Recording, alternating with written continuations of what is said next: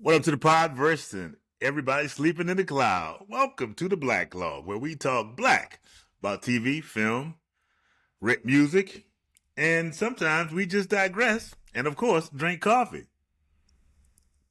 We are coming up to a resounding end to a season 1 of Different World. I want to introduce my co-host, my cohort, my brother in crime, brother in rhyme, brother in critique, Ryan. Bruh, the end of season 1, it could not come fast enough. And the fact that, although we will get to it soon enough, the fact that we have been validated by the crew themselves. Yes. That's what makes you feel just a tad bit better for going in so hard on this show for season 1. It has, because it has been like we both kind of been like, man, you don't realize. You know what? I was hoping you could be, a little more tactful. But we've enjoyed some shows. We've enjoyed the ride on this first season of A Different World. It has been quite interesting to take a look back, because it has been like this season's Saints. I think that's unfair. We got excited with Spencer Rattler on a couple of shows. I think that's unfair. That is, Hey, bro. What they say in Pulp Fiction? Hey, what you saying there? That's some serious. Hey, man. Yeah. Hey, man. Wait. Let's just wait. What did Prince T'Challa say? We do not do that here. Let's stop. Let's stop that for a minute. Let's not go. Let's not go. Let's get on this. What is it? What was the name of this episode? Episode 22, My Dinner with Theo. It is a play on the title of a film, My Dinner with Andre, I think it is. Independent film. I think I might be wrong. Written by Scott Spencer Gordon. And more so from City, Saved by the Bell, a couple other NBC shows. Really his claim to fame. NBC Saturday morning shows. Yeah, bro. Saved by the Bell should definitely... The writer of Saved by the Bell and Zach and his hijinks should definitely be writing for A Different World about an HBCU. Yeah, that's right. The director of this episode, I'm going to get past your ire. It makes perfect sense. The director of many good episodes, Ellen Falcon.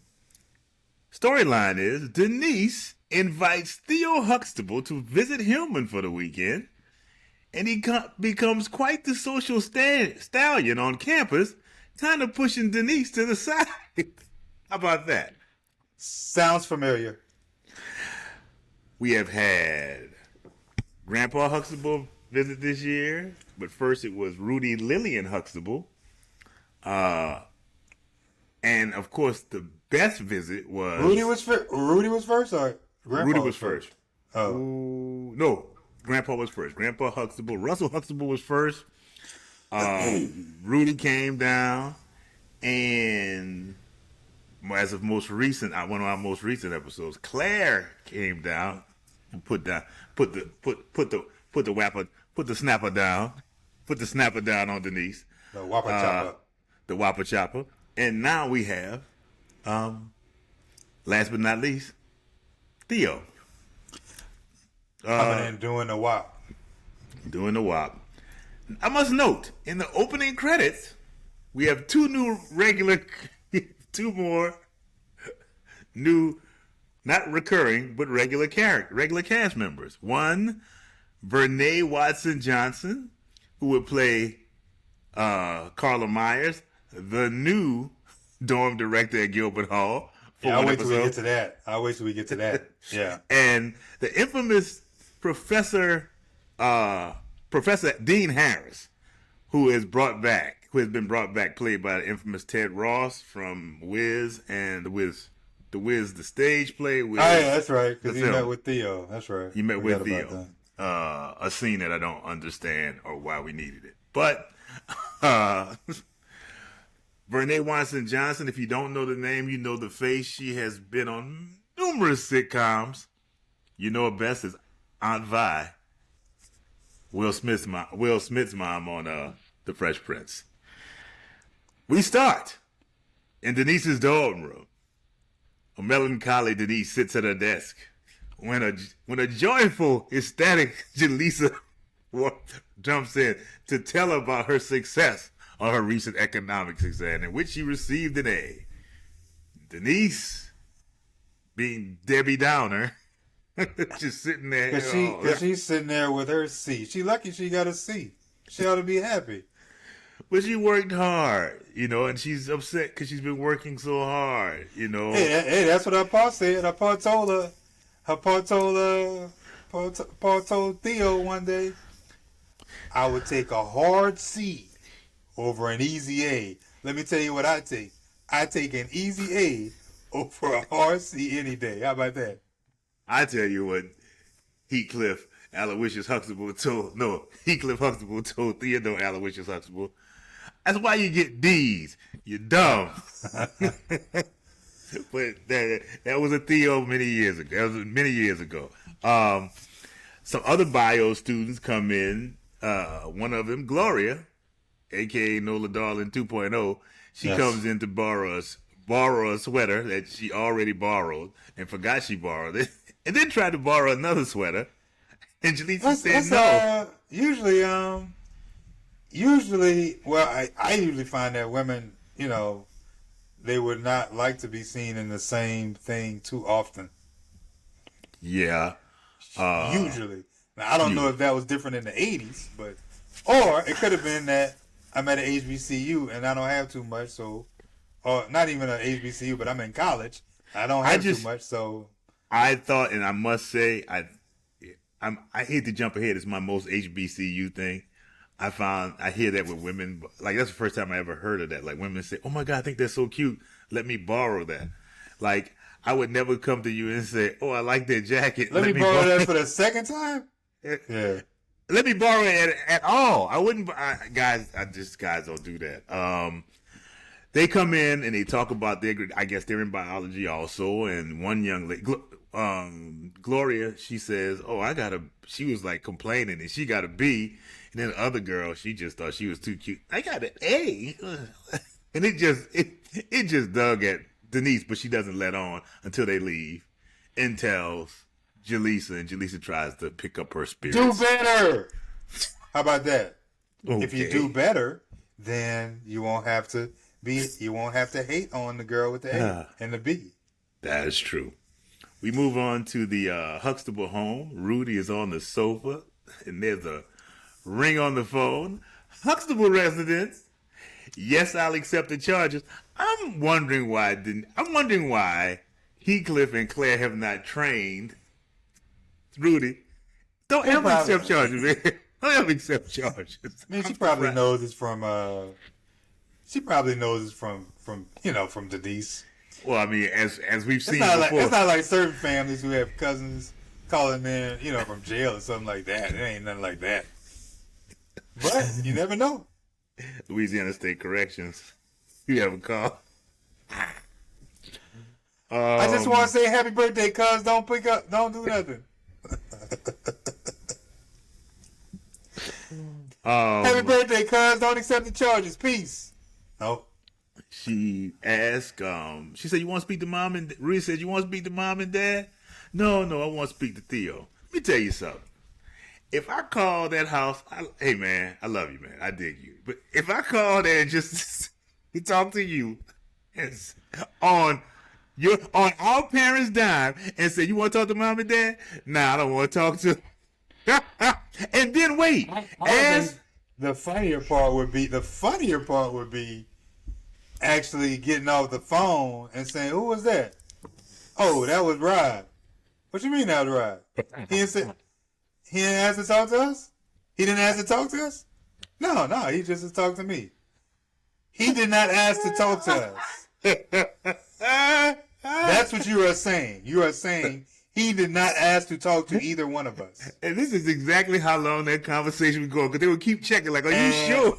and from that point on, I would be like this, like, hey, man, I'm just telling you what he said. You can call him back to 202, whatever. Call him up, man. So he called here and put the charges on us and did not ask to speak to us.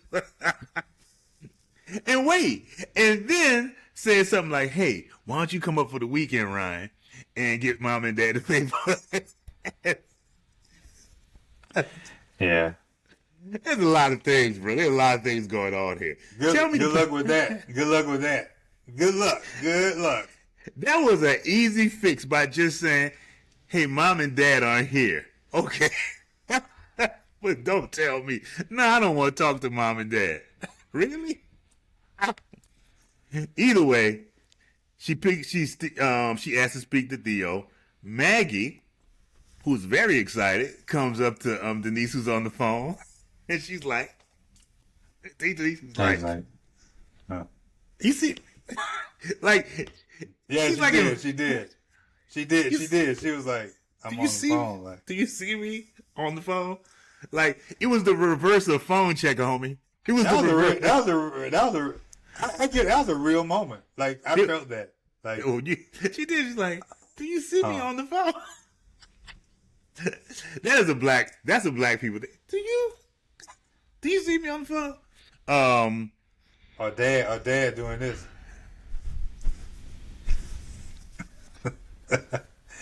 Dad just be like you a doggone, like you a daggone bug or something, bro. This is it's not the same, but it is. I was talking to Richard McCulloch. I was home for the holiday, so I was talking to Richard McCulloch one time, and your Paul got on the phone. Oh, Ron, it's time to eat. Click. Many years later, Richard, I'll talk to you later, bro. Oh, he knew. No, he said this. I'll let you go. That's all he said. I'll let you go. Let you go. I was like, oh my God. Like I said, she shoots Maggie off. Maggie goes into her room. She's going through her mail. She sees she's got a letter from her aunt. She's really excited. She gets a letter from her grandmother. She's excited. And she gets a letter from her boyfriend, and she's not as excited. You know, Mike, the man that they had a whole episode about. She now is like, he's written me 3 times, and I haven't written him back. Do you recall him coming here and saying he had a new job and he wanted you to move in with him? There was a whole episode about this. Hey, man. I think she's done. This is a production issue, because this makes no sense right now. This makes literally no sense. We all know we've seen Mike. Mike had an honest to good story, like in episode 7, I think it was. She wants to write him back, but she can't. She just I think she's feeling guilty. We go back to the hall to see Denise is talking to Theo. They're catching up on high school, talking about how the seniors get to eat off campus. Man, we never had that. Any school in New Orleans have that? I don't know, but I would not send any students, Catholic or public, in New Orleans off campus for anything. No, not at lunch. You you are asking for a problem, for a fight. You asking for a fight. You asking for something to go down. You asking. Oh yeah, dudes from St. Aug. Yeah, let's go walk down to McDonald's, and next thing you know, somehow, dudes from John Mack then made it all the way down to the McDonald's. Man. And next thing you know, we in the office selling that same story. They were just messing with us because we had our uniforms on. Man, you was down there fighting.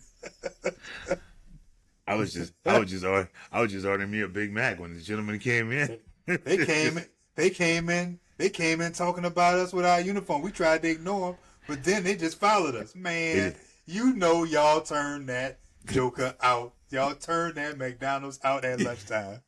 Either way, Theo talks about she talks about his plans to hang out. He says he's going to hang out with his friend Smitty.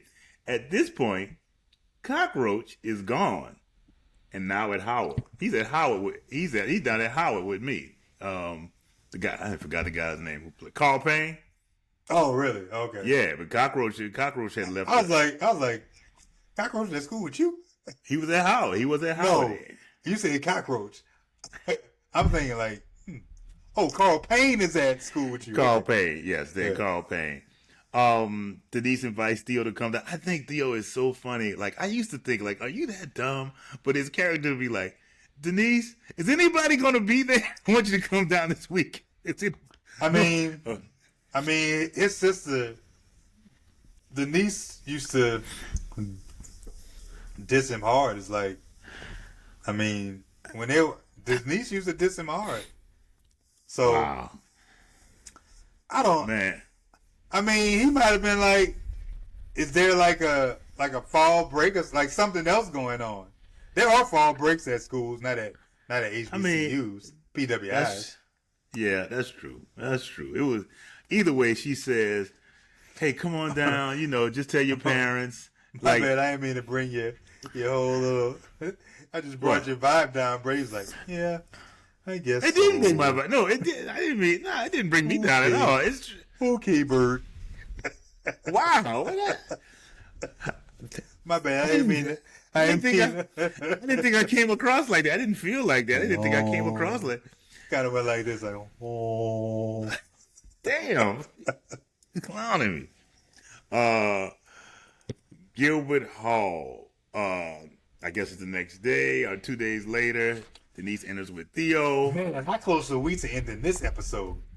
This sucks. Oh my gosh.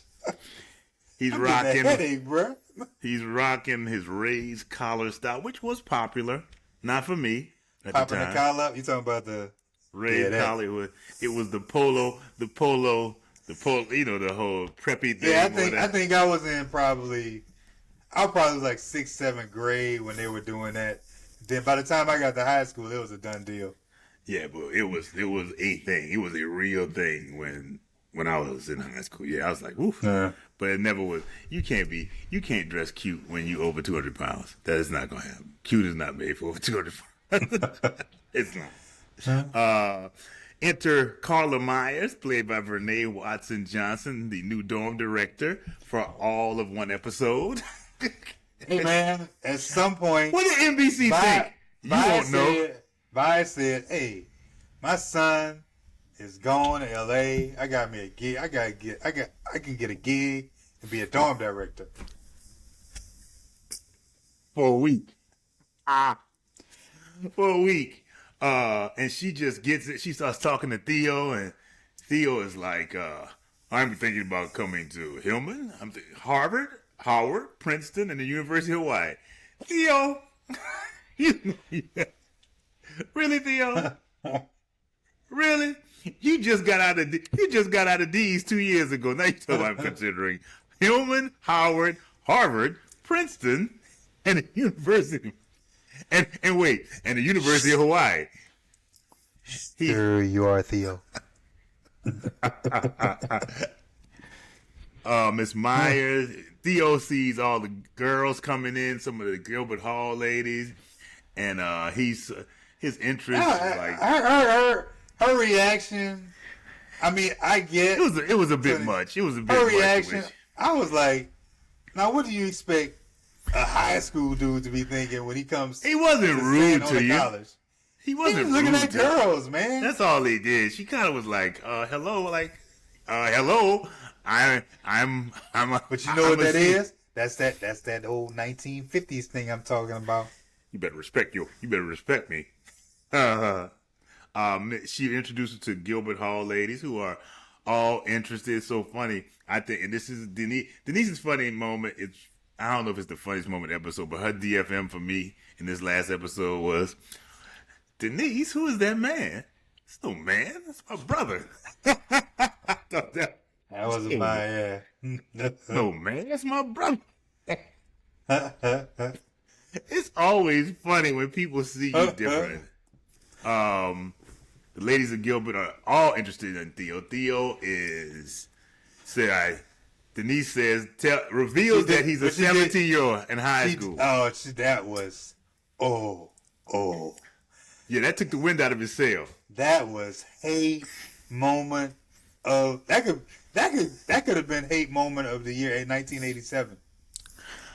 Yeah, but the way she said, it killed me when Theo always recovers. Theo be hanging on to that mustache, bro. That mustache. I think it's my mustache. Remember that episode? Yeah, he loves to go mustache. He loves to go mustache on you.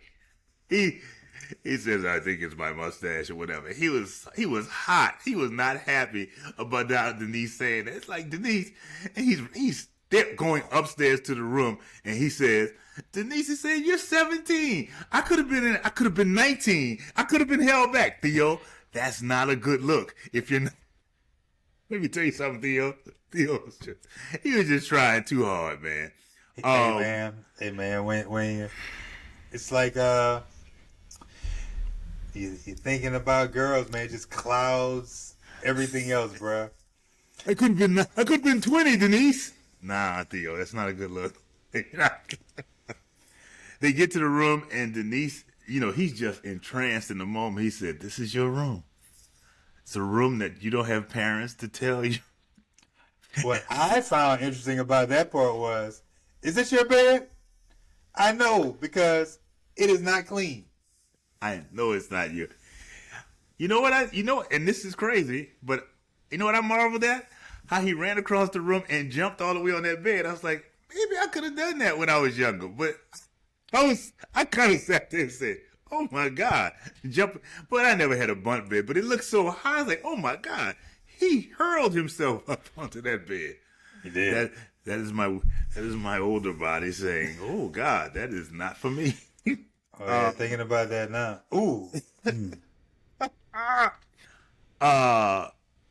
The girls, Maggie and Jaleesa, come back to the room, and they're introduced to, is this Theo? It's Theo. Theo's, this is your little brother? How many times have you heard that one? Is this your little brother? I told you he was 17 years old. I always hear it, so. Yeah. Even in school, I was literally known as Rod's little brother. Like, the teachers knew me. Rod's little brother. Huh. No, I mean at St. Gabriel? No, I wouldn't remember. I wasn't kidding. I wouldn't remember. No, at St. O? Yeah. Really? Wow. Father Pavlak, first day of 8th grade summer school. Email. Is your brother Rod email? No. Are you related to Rod email? Yes, Father. No wonder. 7 years. I am Father so Coffee. Hey, bro. Email. He had a brother come here years ago. Yeah, man. He's graduated 85. You look like him. All right, Father. Father Bird. Oh, are you you're Rod's little brother? Yes, Father. Okay. Yes, everybody in here. I am Rod's little brother.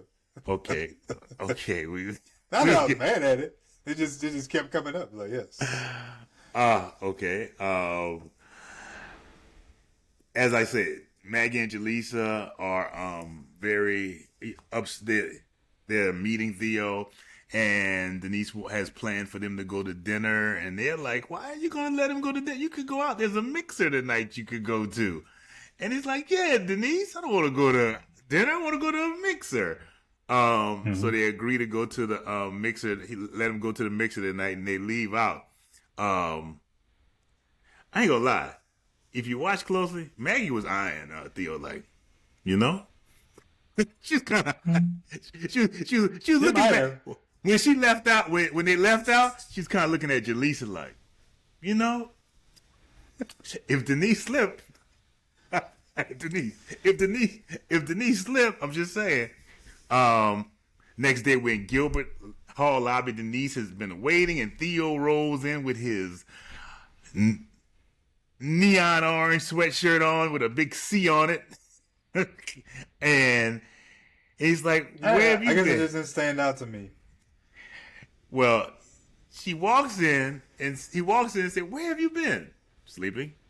And they find out that Theo went to the mixer last night, met 3 guys on the basketball team, and hung out, this, that, and the other. And she's like, "Well, I wanted to go to breakfast." There was one joke that got me. She said, "Well, Denise, when have you ever gotten up this early in the morning? I'm mature now." And Theo went, "Oh, I didn't know." Everybody laughed. It was the way he said, "Oh, I didn't know you were mature now." And they just laughed. I was like, hey. oh. Theo's like, why would I think you were mature? Yeah. And then we find out that he had a great time the last night, the previous evening, and he's made plans. And Denise is like, she doesn't want to, she kind of like the Rudy trip. You know, she doesn't want to she get people, their family members who make plans. It's like, okay, I don't want to disrupt your thing or whatever. So she says, go ahead. And then she finds out that she has to meet with Dean Harris. So let's go back to The Dark Knight Rises. Batman has his back turned to Catwoman, and he says whatever it is he says, and he turns around, and she's gone. And what does he say? So that's how it feels. Guess what, Denise? When you came and visited home, no one saw you until you were leaving. So guess what? So that's how it feels. Wait. Oh, I remember that episode of The Cosby Show. When they all acted when she was leaving and nobody. See you later, Denise. It's like, nobody gonna say bye? I remember that. I do remember that. Yeah. Okay. I want to see my friends too. Okay. So we're at the place where Theo has got plans. He's supposed to go, and her and Denise, him and Denise got plans. We're gonna go to lunch at 6. You go do what you gotta do. Go see Dean Harris, see your friends play basketball, whatever. And even at the end, she says, "Hey, let's make it 7:00." He's like, "Let's even change. Let's make it 7." You know, it might take me a minute. You know.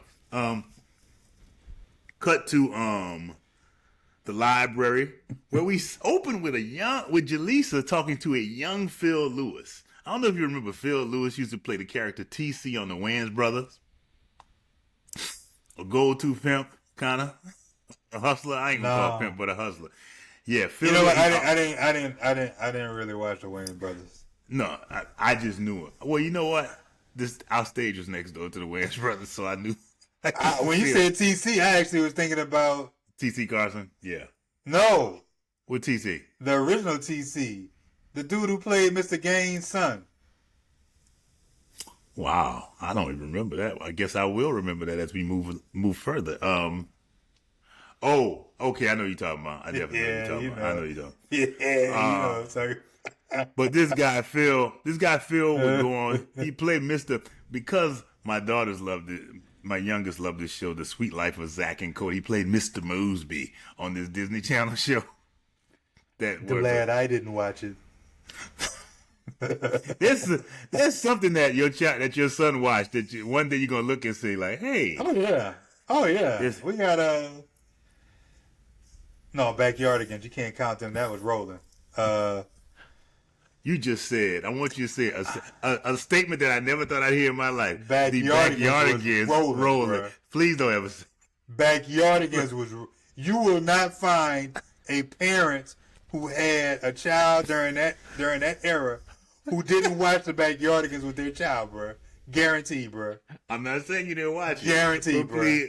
Bro, the Backyardigans was rolling. Bro, I am almost. I don't even know this for a fact. As far as children's programming, I think that you just dogging the backyardigans out right now is almost the equivalent of like a child Bayhive or Swifties. Like they gonna come for you. if they were ever to watch the show. You know, I mean, you know, we only have like 5 viewers. So you better hope those 5 viewers didn't have kids who watch Backyardigans. They don't come for you. I can say we're in the library. He's checking out a book. Denise rolls in to find Maggie unsuccessfully trying to write her boyfriend Mike. Like, this story just popped back up like 3 seasons later, and she's like, and I can't write him, and that's it. And then Jaleesa comes over saying, "What are you doing in the library?" "I'm always here." "No, you're not. That's all this is. And Denise just doesn't want to. Really, she's expressing how her brother is busy. I wrote down what I wrote. What? That I wrote down. Denise got all A's in high school, and now she gets all L's because she keeps taking L's every time she does something to try to convince them that she's been doing it. No, you haven't been at the library. You don't come to the library. Stop it. Oh my God. Basically, Jaleesa is shocked that she's in the library, and Denise is expressing that Theo has gotten so busy, this, that, and the other, and I don't want to disturb him. That's all that scene is about. Then we go to Dean Harris's office to see Theo meeting with Dean Harris to talk about college. That's all it really is. And Theo is talking about how he had good time at the mixer and trying to act like it was an educational thing, but what's his name isn't stupid. He's like, yeah, it's a great place to meet girls. Theo, then he goes into this long story about don't be fooled by this great weekend. And I kind of understand what he's saying, but still, like, you know, school is hard, and he goes through this whole diatribe about how college is going to be difficult and Hillman is challenging, and I can only speak for Howard when I say this, that yes, Howard was definitely challenging when it came to schoolwork, but there ain't too many weekends that I had at Howard that I didn't have a good time. There you go. I mean, I can't think of many weekends where I just came out the weekend saying, man, I can't stay in this place. I mean, in the very beginning when I didn't really know people, but come on, bro. The thing that made school like that for me was because of architecture, and I was just forever drawing pictures, forever drawing blueprints. We go to, I call it the old folks restaurant. Denise and Theo enter, and Denise says she regularly comes here, which no, she doesn't. You just know it's a lie. And they sit there and talk, and they get into this talking about the quiet moment. And she reveals to Theo that, you know, she may take a semester off. Theo has forever been on Denise about, you can't mess it up for me. You can't mess it up for me. It's just like, you can't do that. And, I mean, this is what this whole episode, I guess, kind of was about. She wanted to talk about, she didn't really want to see Theo. She wanted to talk to Theo about, I may take a semester off. And she wanted to know what the climate was at the Huxtable house. And say, bro, my notes get all the way down to that part about Denise taking L's. After that, my next line was, that was the end. Because nothing more was important in that show. That episode. It just fell off. It just went off a cliff. And basically, Theo convinces Denise, don't leave school. Unless they tell you your grades are bad until you get the hell out of here. Basically. My most HBCU thing. Girls borrowing clothes, like I said. How about you? There was an in-between scene where they were like outside and they showed black people walking. That was my most HBCU thing. I saw black people walking together on campus. Wow. My least HBCU thing was just I had non-applicable. I I did. did. My least HBCU thing is a crew named Craig, Jeff, and Mark. Well, I knew Craig's. I knew a couple of Craig's and Jeffs at Howard. Huh. You might have, but have you ever said, "Oh, where you just come from?" "Oh, I just came from the cab. I was hanging out with Craig, Jeff, and Mark." No doubt, it's more like probably Roland, Black, and Shooter. There it is. Where were you? Hey, I was in the cab with Shooter, Ronnie Mac, Shooter, Sean, and Eli and Rosie Rose. We were all the salty dogs. We were all in the cafeteria. I think about it right now. Who's in the cab? I say I was in the cab, man. With who? With Muff, Zeus, and Mother Huddle. It's like, and then no. Who you going in the cab with? Reagan and Shooter. And those guys' names were Gary, Sheldon, and David. But I called them. And check it out. Some names just evolve. So yeah, it went from Shooter to, hey, what you doing? Hey, about to roll this party with Boot Knock and the crew. He went from Shooter to Boot Knocker to Boot Knock. Wow. Hip hop song drop. Because it's Denise and Theo, I had right about now from Rob Bass and DJ Easy Rock. It takes two. Woo! Yeah. Woo! Yeah. That's all you got. Yeah. Yeah. What did you have? Relax your mind. Let your conscience be free. Nah, EPMD. You got to chill. Chill. Oh, I remember I was dancing in the video. And dude was in the background.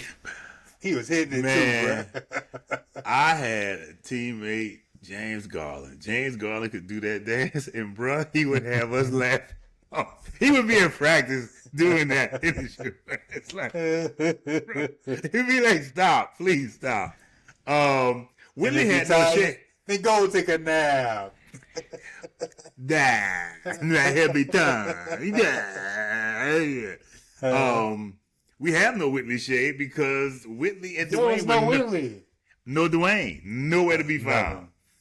The DFM I told you. Who's that man? That's no man. That's my brother. That's Denise's funny moment. We actually kind of talked about it earlier. Maggie goes, mail. Denise goes, phone. It's still my brother. Because the look on Denise's face like, what man? There's no man over there. That's my brother. Like, you can't see somebody any other way but as your younger brother. HBC alum that is needed as a guest star in the role. I had Tennessee State University dropout, but honorary grad and all-around rich person, Oprah Winfrey. Her name is Gwen Berry, and she's a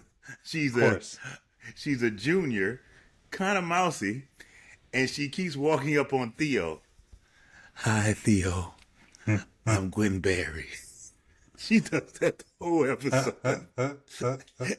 and Theo's like creeped out for her. Hi, Theo. I'm Gwen Berry. That's my HBC alum guest star. That's it. Mine, and now retiring her officially, HU grad Debbie Allen in her last role before taking over the show. She is at the mixer that Theo is at and tells Theo she was at the mixer. She was kind of, in the area, and she already knew who Theo was, and she said, "You better watch yourself and not bring any babies home to your parents." And with that, Debbie Allen is gone. Here's your gold watch. Thank you for appearing this. Thank you for being a great utility person this year, this first season of A Different World. Thank As you, you Miss walk Allen. out the door, please snatch that script out of Miss Squarepeg's hands and take over like you need to do. Please. Wow. Man. And that is the last show of the season. Before we go on, I'd like to remind you that the Blacklog is sponsored by Fade to Black Funerals. Death is a part of life, so put life into your loved one's death at Fade to Black Funeral Homes with t-shirt printing and tattoo artists on site to commemorate your loved ones. Fade to Black. Need to put life into this season 1. Yes, they did. We wanted to do a recap because there was the last episode of the season. They had a DVD. In the DVD, they show a sitcom, not a sitcom, but a special that was called "I Was a Network TV Star," where they interviewed members of the Different World cast, including Dawn Lewis, who played Jaleesa Vincent, Kadeem Hardison, Darryl Bell, who played Dwayne and Ron, respectively. Who else was in it? Debbie Allen. And, of course, Jasmine Guy as Whitley. Dwayne! She did create that voice. We did learn one thing, if anything, about this first season. Our feelings were correct about the whole thing. They agreed with us.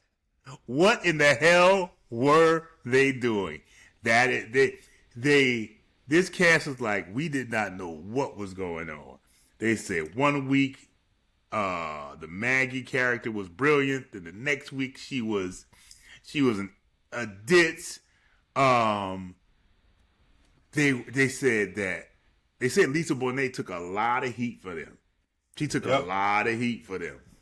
I don't know what it was, but she took a lot of heat because that show was going up and down, back and forth, and it did. I mean, it did that between the first episode, the pilot episode, and the pilot episode.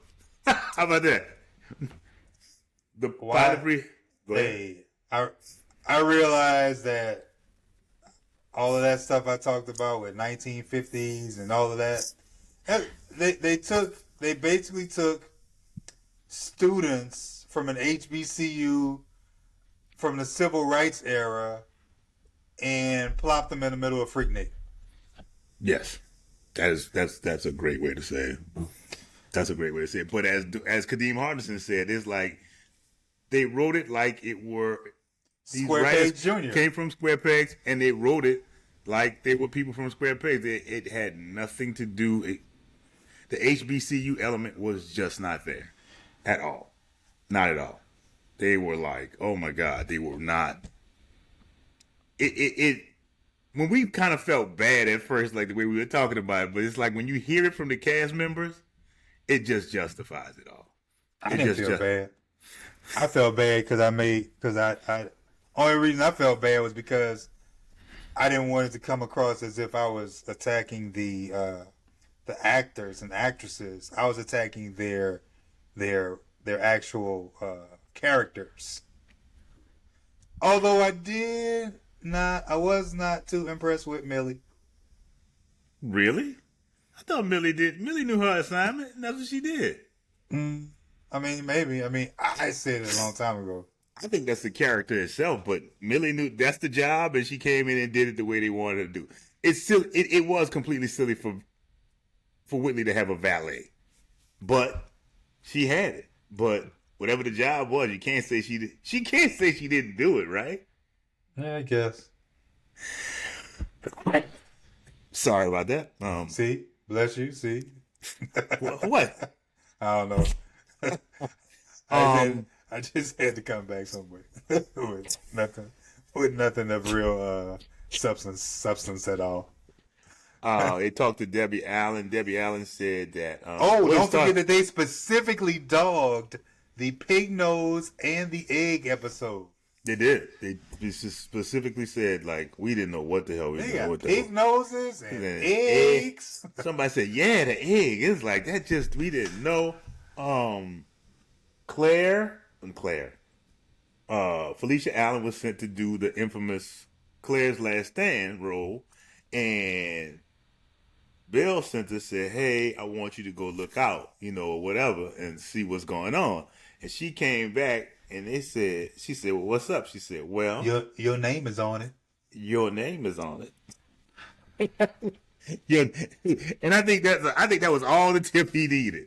So then he found infamous Debbie Allen, Howard U graduate, HU, you know, um, Southern lady.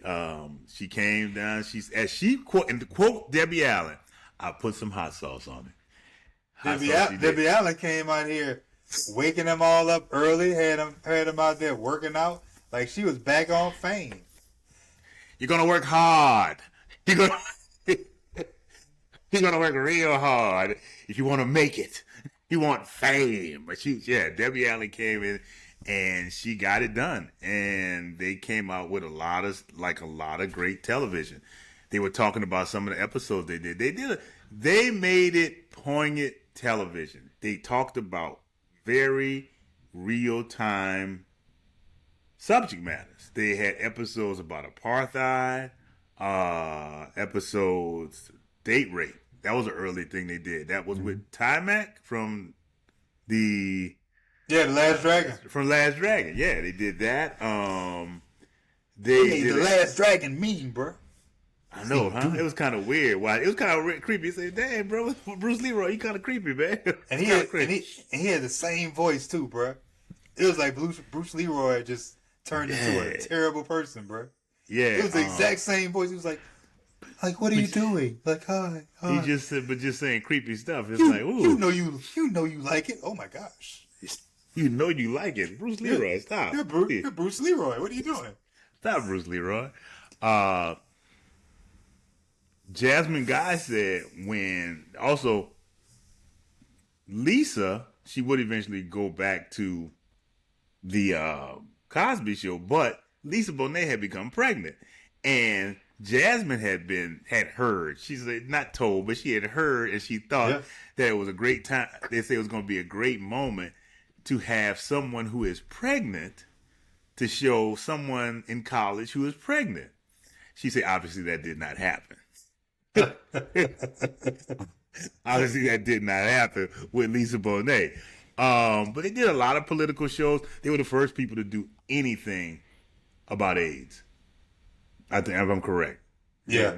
They were first. Matter of fact, I remember that episode. I think it opened it up with Bill and Raven Simone talking about, we're going to talk about a very serious subject. Well, no, I don't know if it's Raven Simone. It mattered. Raven Simone? Good Lord. Was she?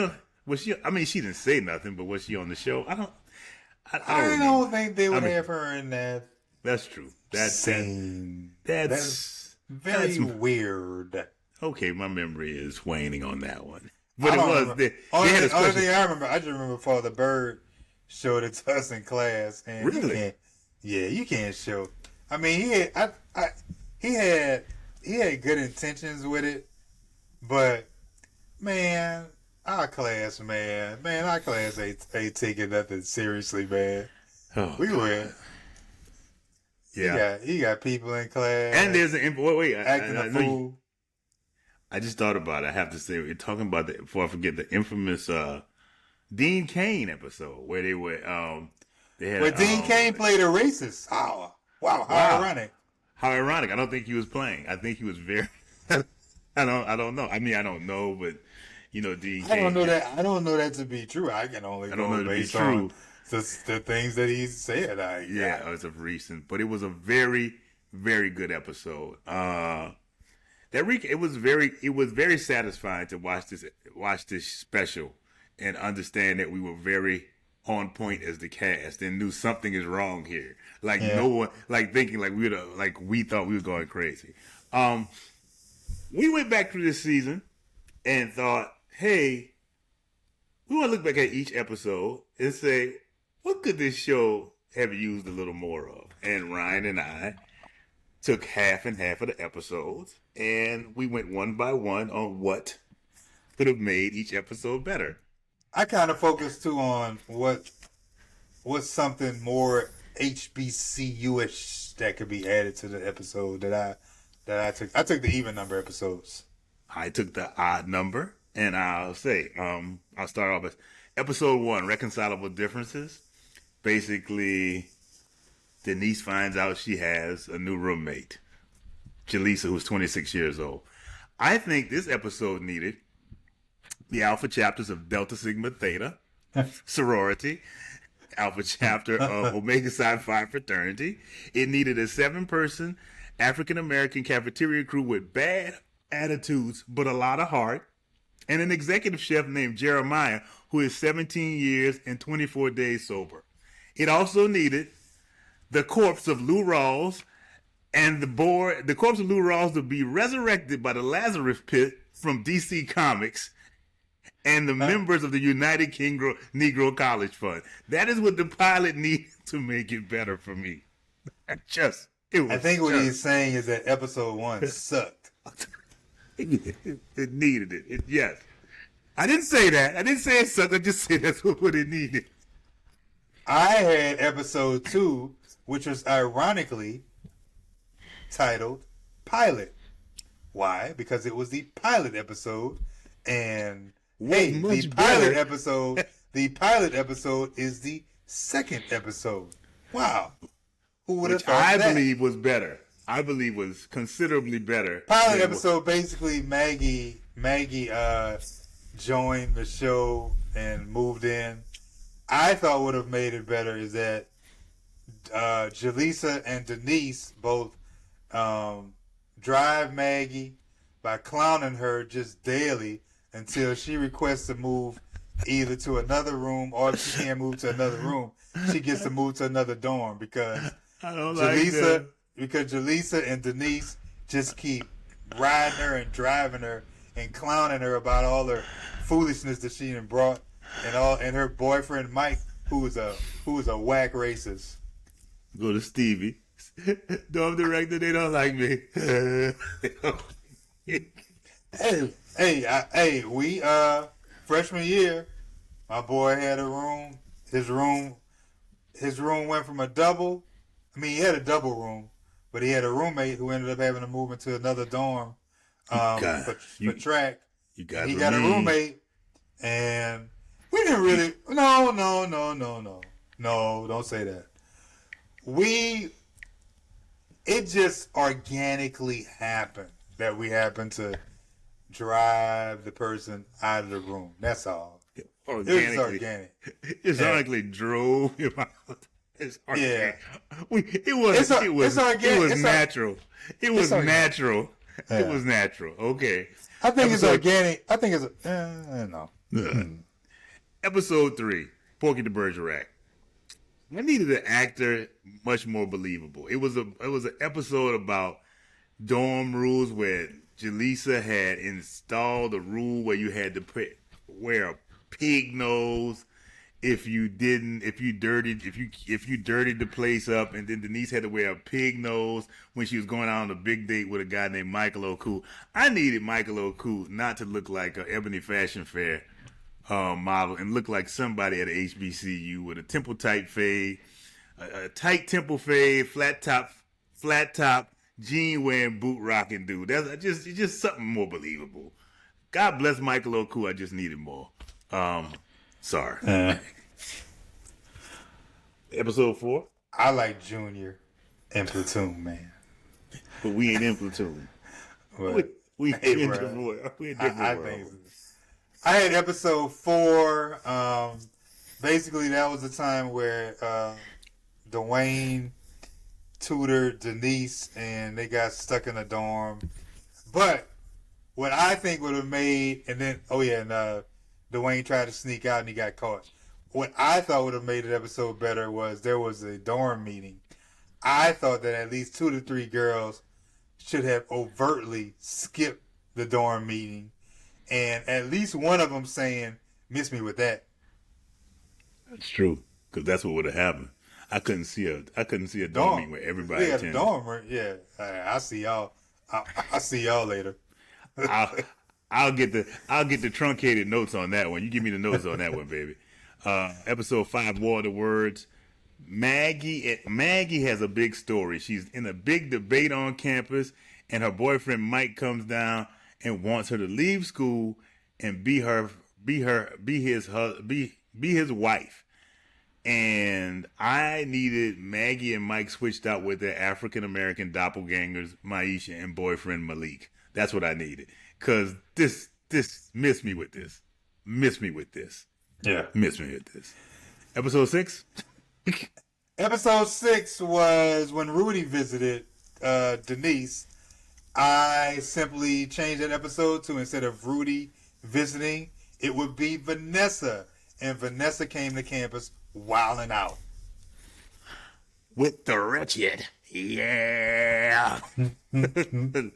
Episode 7, sometimes you get the bear, sometimes you get the bear head. It's the episode where Russell, Grandpa Huxtable, comes down and wants to relive his college days and steal the bear head from their rival school.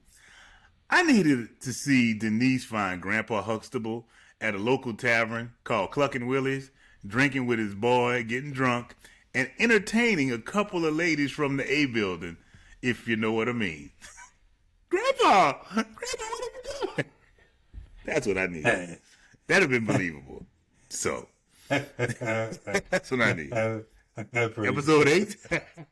Episode 8 was Denise running track because the coach happened to see her running and thought that she would be a great track star.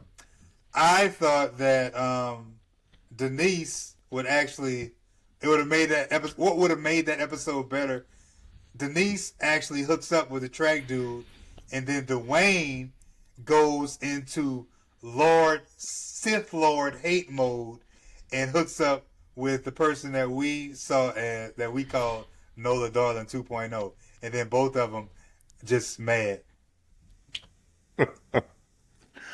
Oh. Episode 9, Romance in the Stone. That's David Allen Greer starring as Professor Byron Walcott, who has everyone on campus, just all the ladies with their hearts just aflutter.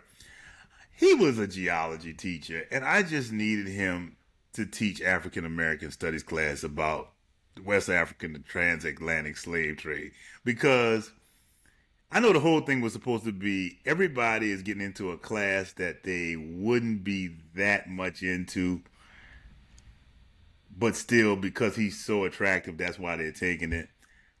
At that moment in time, classes like that were really becoming very popular, especially at Howard, and the teachers did not play. The teachers did not play about the subject, and I think it would be I think it would have been better. That's all. Let me tell you something. The only reason you are going to see me volunteering myself for a geology class is if Jane Kennedy or Halle Berry herself are teaching the course. And for those of you who don't know who Jane Kennedy is, look her up. Holla, holla, holla, holla, holla. Did your boy say? Your boy from Deja. Yeah. Episode 11, does he or doesn't he? Wait, I didn't do my episode. Oh, I'm sorry. Wait. No, I'm sorry. You started talking. I thought you were talking. Oh, my God. I apologize. That was yours. Episode 10. Episode 10 was when Whitley's dad brought his new girlfriend to surprise Whitley and say that for Christmas they were going on their trip. The father we'd never see again. Yes. Dad's very young girlfriend. I actually figured that what would make that episode real and better is that Ron, season 2 through 6, Ron actually hooks up with her, and Whitley finds out, and Whitley is just petty with her dad, just petty, just. Oh, of course. Yeah. I think she probably did. She stabbed him in the heart with it. It's like she slept with Ron. that floozy slept with Ron. That's what she did. Ron. She would kill her. Episode 11, Does He or Doesn't He? The episode is about Dwayne. All the ladies all of a sudden make a bet that Dwayne would not respond to a woman coming on to him. And I just needed one scene where somebody going to Dwayne, man, you need to get your Jimmy hat. You better get your Jimmy hat. And for those who don't know, a Jimmy hat back in the day was a condom. So it's like, I just think you need, man, you got your Jimmy hat, man? Just. And please put some respect on KRS-One's name, who actually made a song called Jimmy. The J, the I, the M, the Y, the J, I, the J, it's Jimmy. Hold up. I had episode 12, Advising Dissent, which is basically the one where Denise ended up being a counselor to other students. I think the episode would have been a lot more real if Denise, instead of being a counselor, she had just got a job stuffing mail, and I just think that's more like it. Yeah. Episode 13, The Prime of Letty Bostick. Letty Bostick is an infamous student from back in the day who has returned and suddenly, in one weekend, left her house in New Mexico and decided that she's going to be dorm director at Gilbert Hall.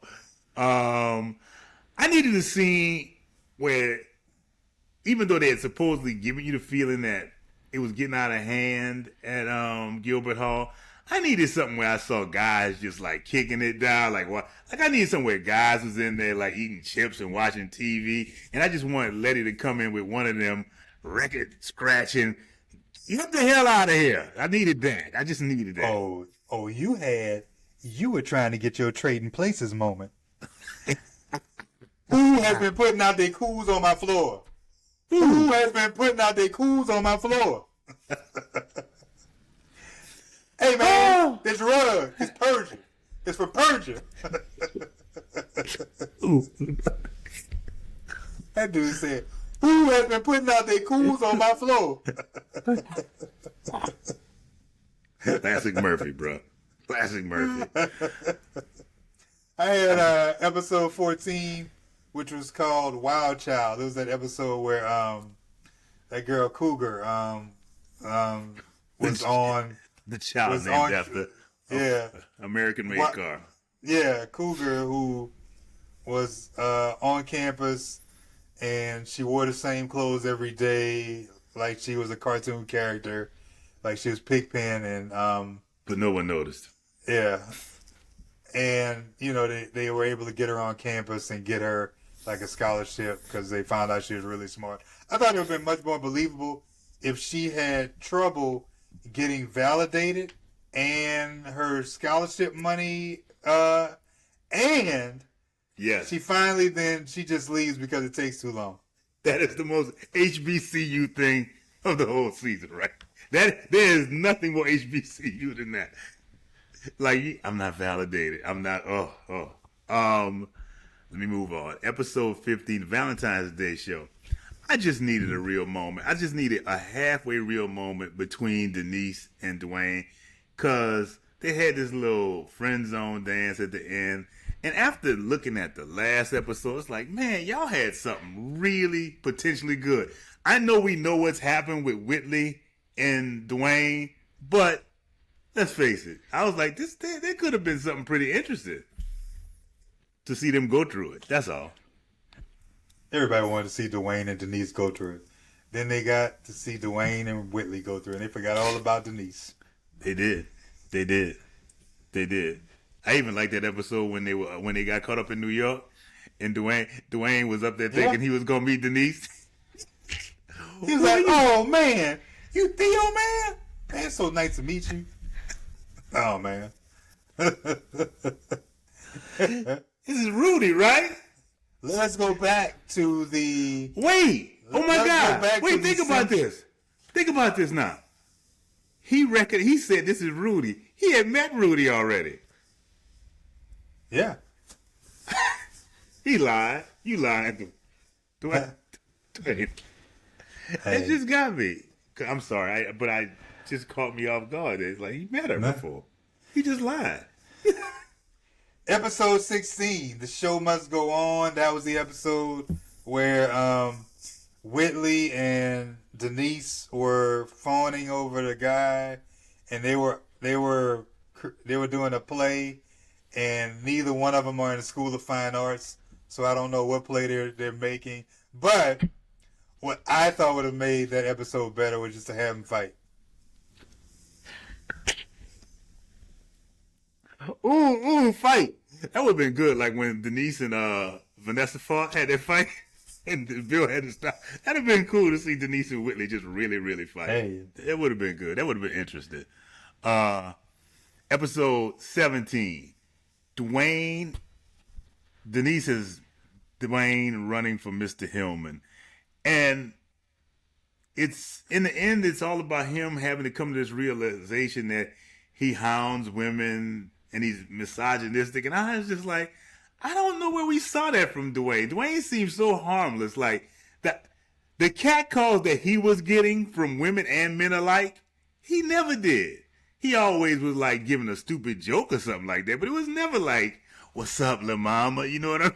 Like, I mean, well, yeah, what's happening, la mama? Why don't you come get with this? Come get with a winner.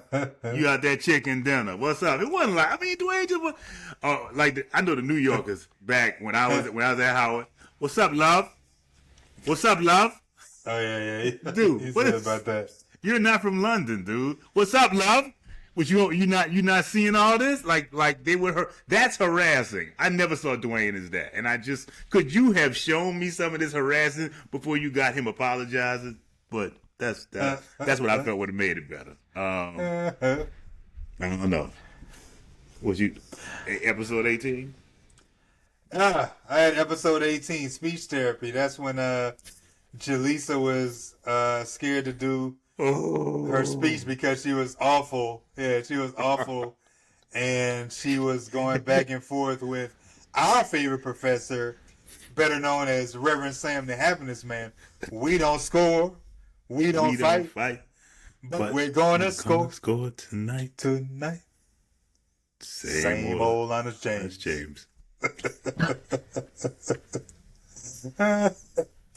I thought that episode would have been much better if Jaleesa, being upset that she had to do this speech in a class that wasn't really about speech, to go to the head of the department, complain about having to do the speech, only to find out that in college, the professors will have their say. No matter what you try to do. Whatever the professor, unless that professor is literally doing something illegal, so Jaleesa if he wants to give you an F, you're going to get F. So Jaleesa, there's no happy ending. Jaleesa ain't winning. That's it's a real moment. That's what you're saying. Yes. 19, Claire's last stand. The A story was perfect because Claire had come down. Denise was planning on going on a trip to Greece, which just made no sense. But the B story was Whitley's birthday. I needed Whitley to try to do something risque for her birthday, like go see some Chippendale type male strippers, or maybe Millie, her friend, could have bought her a stripper, because this whole just everybody's missing my birthday. Whitley was to do her own thing. I wanted to see Whitley just go for it. That's all. That might have helped out totally in the B story, even though it was a great episode. So, there you have. I do have to just take a step back to episode 16 because, ironically, I think this is the only episode, one of the only episodes my wife liked from this season, and she told me about it. She told me about it, and I was like, and that was her favorite. But on to episode. Wait, 19. Huh? 19 was her favorite episode. You talking about? No, Claire's last thing. Oh, you talking about 16? 16 when they had to play. Oh. Man, hey, everybody likes their thing, man. I mean, I guess somebody like Milli Vanilli. I personally, there were episodes that you liked that I was like, yes. So, I mean, it just depends on what you like. Episode 20, If Only for One Night, which was with Denise finally going out with Dwayne, and they went out there and Denise saw something in him. I thought that it would have been, I thought that the show would have been perfect if, either Denise led Dwayne into the dorm or Dwayne was leaving the next day only to see Denise again in New York when they saw each other again. Dwayne was ooh, they just went in the room and just missed. We don't know. We just don't know. If only for one night. They could have closed it with Luther saying that too. If only, well, we can't afford that, so let me not sing that again. Number 21, episode 21, Egby, the episode where there's a psych class. Dwayne and Maggie have to take care of eggs like they are babies. What would have made this better for me? I need all copies and iterations of this episode removed from society at large. That's it. That would have made this better. Remove all episodes, every iteration, DVD, VHS, remove it from streaming. It needs to be gone. That's it. Plain and simple. So yeah. So there it is. Kind of recap of season 1 and what we felt might have helped out. And there was an episode. There's another episode. Wait, it is. Please forgive me. There was 20. Oh my God. And in the spirit of wiping out episode 21, instead of an episode 22, we'll do another episode 21, My Dinner with Theo, in which I thought that's when Theo came to visit campus and visit with Denise. Yes. I thought that episode would have been great if Theo just got lit, had a great time, partied, and then ends up going to Hillman. And then nobody knows who Justine is. God. You only know Justine from Family Matters. Oh, Justine. Rest in peace. Myra. Rest in peace, Myra. Yeah. They filmed at Warner Brothers. If I had to go to we weren't on the main lot, but if I had to go on the main lot, I would always kind of ride by their stage and just kind of hope I saw mine. I ain't gonna lie, I used to say, she might just be walking by or whatever. And she just get caught all in her fancy and say, "Oh my God, who are you? Production assistant? Who are you? Who are you? I know they used to be in the office like, where's Rod? Rod just driving around Sound Stage 12 about 12 times. Hey, what's going on? And we're gonna close it out with the soundtrack. The Different World soundtrack. Side Rod and Side Ryan. Season 1. We're starting it off with Me, Myself, and I by De La Soul. Followed by I'm Bad by LL Cool J. Up next, number 3, The Show by Slick Rick and Dougie Fresh. Mm-hmm. Number 4, It Takes Two by Rob Bass and DJ Easy Rock. We close out Side Rod with, and don't forget to make it funky, The Symphony by Marley Marl.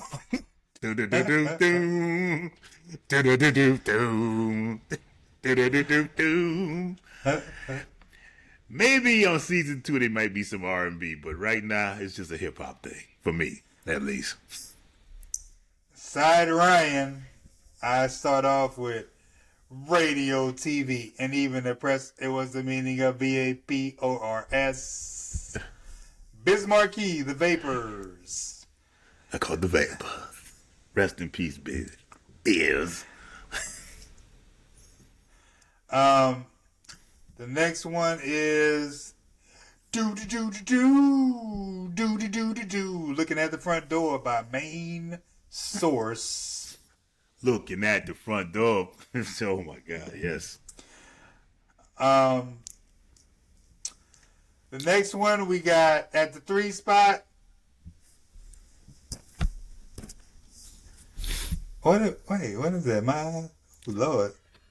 Can't read what's on my thing, man. It was such a wind up. You'd be like, oh, Yeah. hold on. I can't see. Well, this one is, yes, the rhythm, the rebel without a pause. I'm lowering my level. Public Enemy, rebel without a pause. And I do wonder where they got that whistle from. Like, where did they get that whistle, bro? And some of us, we even lost our mind. I would love. I've never looked up that. I know I'm digressing for a second, but I have never looked up the sample to that particular song. Hank Shockley, I'd be interested. Hank Shockley is a very eclectic producer. He has some noises that I just never heard before. So yeah, the Bomb Squad. Ain't no telling with the Bomb Squad. Next up, it may cause concerning. Why don't you listen and learn? Hey, young world, the world is yours. By Slick Rick. That was a song that everybody, it was okay, but it wasn't like. Oh, I love that song, bro. I just love the video, too. The two girls, they was dancing. They was in slow motion. They were going. They was hitting it, too, bro. They was spinning, too, bro. They was spinning. They was hitting it, bro. Now you gonna help me go look it up. Now she was flapping them wings like that, bro. She was like, she was kicking them legs, bro. Kicking them. Man. And finally, to close it out, was the homecoming thriller. Milk is chilling. Kiss is chilling. What more can I say? Top billing. That does make you. That makes you wind up. Milk is chilling. Yeah, that's a banger right there. That's a banger right there. Man, this wraps up season 1. It has been an interesting ride. Ooh, love. It's been an interesting ride. Not bad. Did it all on camera. Just yawned all in your face. Just all in your face. All in your face. Just all day. I just all like nobody's there. It's been a great first season. As far as doing different world. I guess we got to start season 2. I need to get Philo.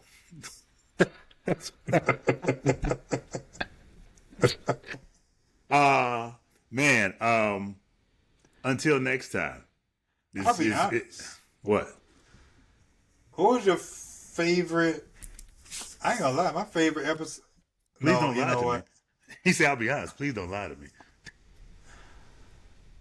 My favorite episode, honestly, to do, I can't lie, was The Great Pumpkin. It was great. It was fun to do. The Great Pumpkin it was no doubt fun to do. But as far as different world, if I gotta go different world, I'd probably say the Homecoming episode.